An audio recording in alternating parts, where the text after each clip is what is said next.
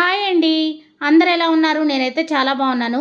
అందరికీ యూజ్ అయ్యే మంచి వీడియోతో మీ ముందుకైతే వచ్చేసానండి. ఈ వీడియోలో నేను ఈరోజైతే పప్పుచారు అయితే చేశానండి. శనివారం కదా, వెంకటేశ్వర స్వామికి పచ్చ కర్పూరంతో పూజ చేస్తే చాలా మంచిదండి. పచ్చ కర్పూరంతో పూజ చేయడం వల్ల మనకున్న ఆర్థిక సమస్యలు, ఆరోగ్య సమస్యలు అన్నీ తీరుతాయండి. ఆర్థిక ఇబ్బందులు, అప్పులు తొలగిపోవాలంటే వెంకటేశ్వర స్వామికి పచ్చ కర్పూరంతో పూజ ఏ విధంగా చేయాలో చూపిస్తానండి. అలానే నేను టమాటా కర్రీ ఏ విధంగా ప్రిపేర్ చేస్తానో కూడా షేర్ చేస్తాను. వెంకటేశ్వర స్వామికి శనివారం రోజున పచ్చ కర్పూరంతో పూజ చేస్తే మనకున్న అన్ని సమస్యలు కూడా తీరుతాయి. అప్పులు కూడా తీరుతాయండి. మానసిక ప్రశాంతత కూడా పెరుగుతుంది. మన హిందువులకి శనివారం చాలా ప్రత్యేకమైన రోజు కదండి. మనం నిత్య దీపారాధన చేస్తాం. కానీ శనివారం రోజు ప్రత్యేకంగా వెంకటేశ్వర స్వామికి, అమ్మవారికి పూజ చేస్తూ ఉంటాం కదండి.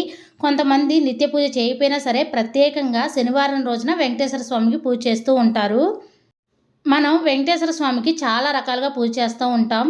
స్వామివారికి పువ్వులతో, అక్షంతలతో పూజ చేస్తూ ఉంటాం. అలానే వెంకటేశ్వర స్వామికి తులసీ దళాల మాల వేస్తాం. అలానే తులసీ దళాలను సమర్పిస్తాం.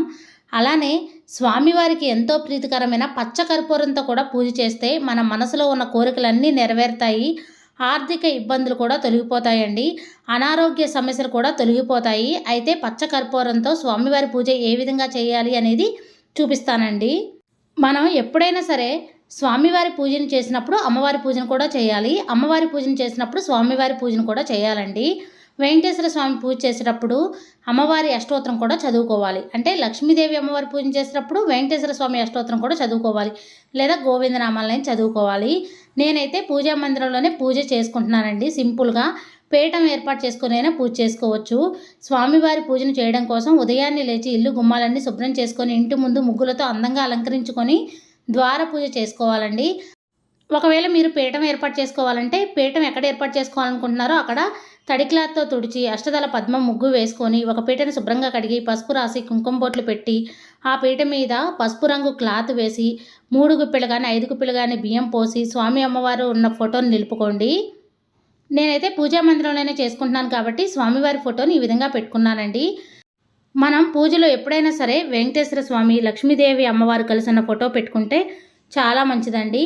ఒకవేళ కలిసిన ఫోటో లేకపోతే విడివిడిగా అయినా పెట్టుకోవచ్చు. ముందుగా వెంకటేశ్వర స్వామికి, లక్ష్మీదేవి అమ్మవారికి గంధం కుంకుమ బొట్లు పెట్టాను. తర్వాత పువ్వులను కూడా సమర్పించాను.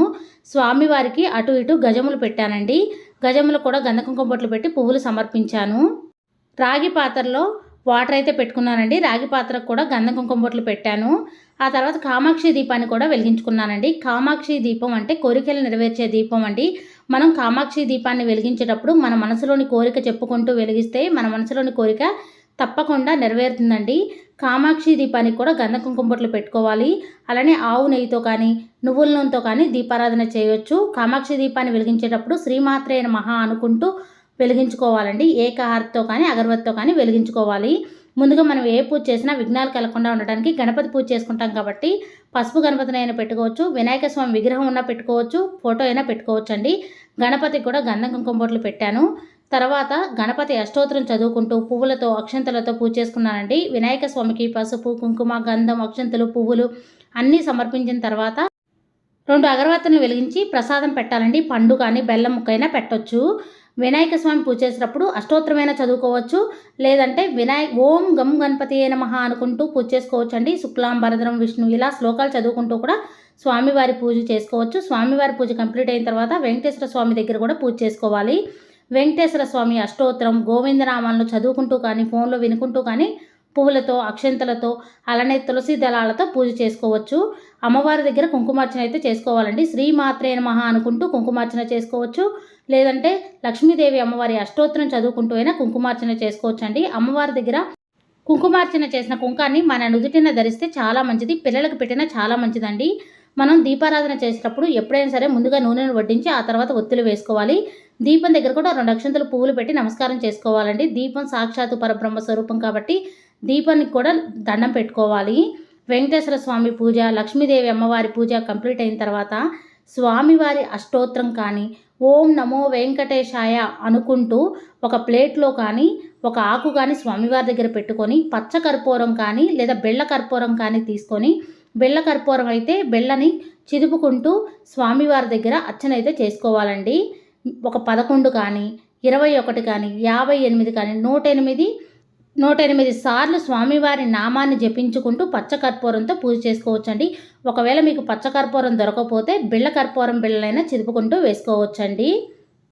వెంకటేశ్వర స్వామికి పచ్చకర్పూరం అంటే ఎంతో ప్రీతికరం అండి. లక్ష్మీదేవి అమ్మవారికి కూడా ఎంతో ప్రీతికరం. సువాసన భరితమైన పువ్వులతో పూజ చేసిన, సువాసన భరితమైన ద్రవ్యాలతో పూజ చేసిన ఆ స్వామి అమ్మవార్ల అనుగ్రహం మనకు తప్పకుండా కలుగుతుందండి.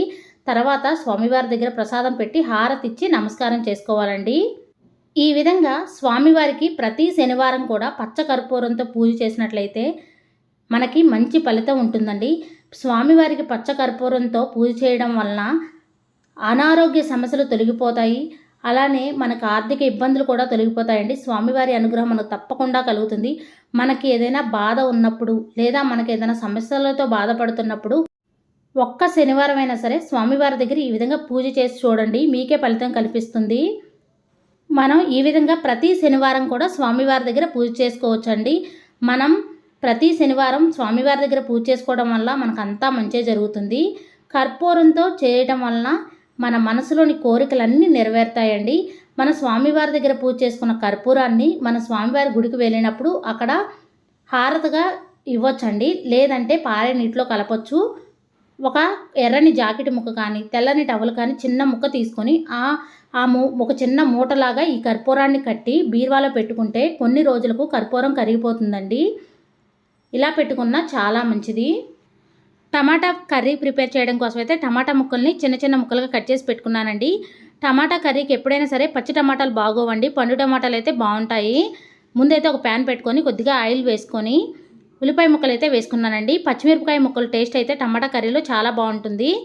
ఉల్లిపాయ ముక్కలు ఫ్రై అయిన తర్వాత టమాటా ముక్కలు కూడా వేసి పసుపు ఉప్పు వేసి మూత పెట్టాలండి. టమాటాలో ఉన్న నీరు మొత్తం బయటకు వచ్చేస్తుంది.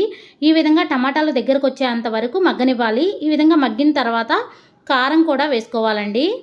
కొంతమంది అయితే టమాటా కూరలో అసలు కారమే వేయరు, అచ్చం పచ్చిమిరపకాయల కారమే సరిపోయేలాగా వేసుకుంటారు. నేనైతే 4 పచ్చిమిరపకాయలు వేస్తానండి. అలానే కొద్దిగా కారం కూడా వేస్తాను. కారం వేసిన తర్వాత ఒక 2 నిమిషాలు ఫ్రై చేసిన తర్వాత గరం మసాలా అయితే వేస్తానండి. టమాటా కూరలో గరం మసాలా టేస్టే వేరండి. గరం మసాలా వేస్తే చికెన్ కన్నా టేస్ట్గా ఉంటుందండి టమాటా కూర అయితే. ఈ టమాటా కూర చపాతీలో కానీ అన్నంలో కానీ చాలా బాగుంటుంది.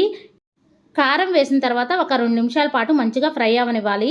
ఆ తర్వాత కొద్దిగా ఒక్క చుక్క నీళ్లు వేసి దగ్గరికి వచ్చేలాగా ఉడికించుకోవాలండి.